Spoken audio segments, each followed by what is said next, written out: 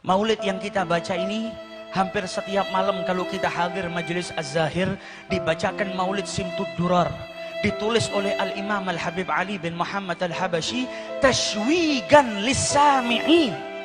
Kita diajak baca sejarah Maulid Nabi, kita diajak menyandungkan gosidah, pujian-pujian kepada Rasulullah agar apa? Setiap hati umatnya ini merasa rindu ketika nama nabinya disebutkan.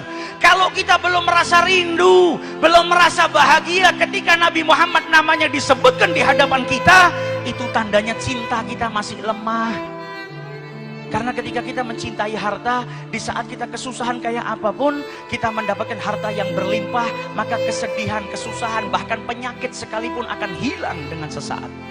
Karena kita dapat uang yang banyak. Ini manfaatnya kalau kita cinta kepada sesuatu, maka sesuatu itu bisa memberikan kebahagiaan kepada kita.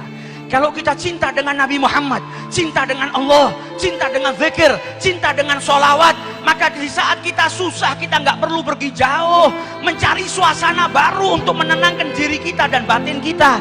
Di saat kita sakit, nggak perlu kita bersusah payah mencari obat, karena setiap sesuatu yang kita cintai menjadi obat bagi kita.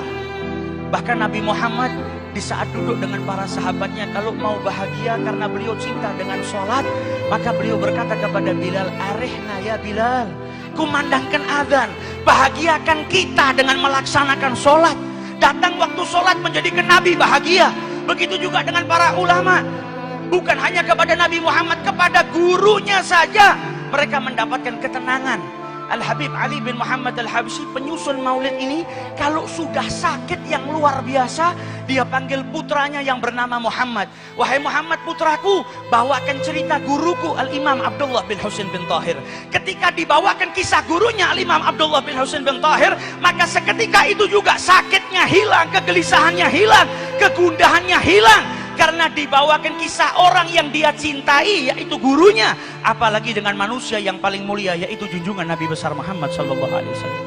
Sallu ala Nabi. Bahkan Al-Habib Ali meniru Rasulullah. Kalau sedang sakit, beliau sampai punya syair, Gulu Ali bin Muhammad Rabbana qad syafah, Ali idza qad marad shifahu fi'lus shalah.